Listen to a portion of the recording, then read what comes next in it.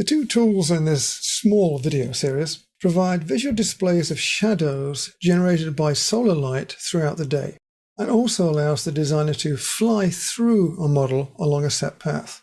An architectural design often requires that shadows generated by the building's elements be investigated as part of the design process. To do this successfully, the hourly movement of the sun around the model must be considered, as must be the time of day, the time of year, and the geographical location of the project. A graphical display is required that can be shown as moving images or as individual still shots at specific times during the day. MicroStation provides the Solar Studies facility to do all of this very effectively and very simply. Let me show you how this process works. First, I'm going to add some elements to my design here. And you notice that I'm working in a Module 18 design file, and I have two windows open, the top view and the isometric view. I've also got my solids tools available to me at the same time.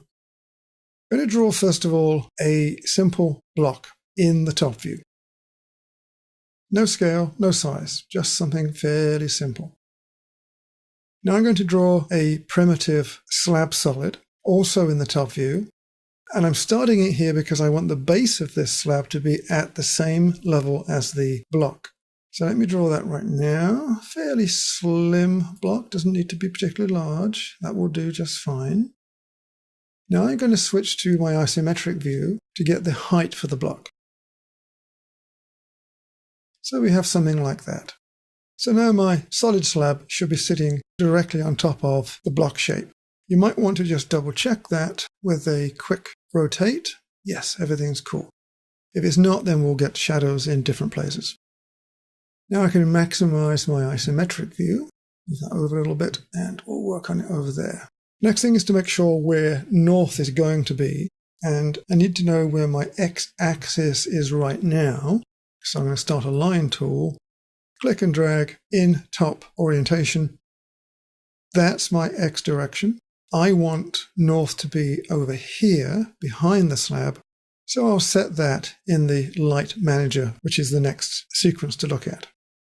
So open up the light manager. No installed lights, as you can see, but I want solar on, and ambient can also be on. Not particularly important, but the solar is. Click on the solar. Now, I still have my highlight on, so my solar has highlighted itself here. Solar position, time and location, and now we set up the same information that we did in the last video series. The date I need to be November, so be sure that you have a November date set, doesn't matter what year. And again, we'll use that November 9th date that I used previously. Time should be 1 p.m. And I want daylight savings on. And location again, somewhere north, so Chicago again will do perfectly. True north direction, negative 90 degrees from the x-axis, puts it on the positive y-axis behind the slab, exactly where I want it to go. Make sure that's correct. So make those settings. Again, they're very similar to the last ones that we set.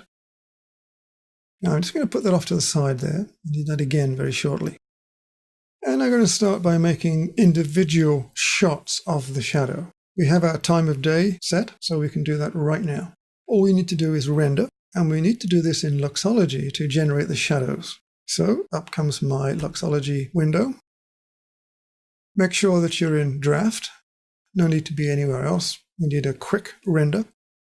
Now, one thing we will need is a clear and bright picture, which is what we don't have right now. To make sure that we have that in all of the shots that we take, adjust the brightness to whatever level you think is appropriate, and then click on this icon, which is the Update Active Light Setup. And that will lock this brightness in for all subsequent renderings that we do. That can go. Let me bring back my Light Manager, and I'm going to change out of Daylight Savings Time. Let's do another render. And now we have the two of them, and the brightness has remained as we wanted. Let's just flip backwards and forwards here with the shadows. And you can see the difference that the 1 hour time settings make. And that's what we're looking for. What does this shadow do under different time conditions? Experiment a little, and then in the next video we'll move on and make actual videos of the shadow effects.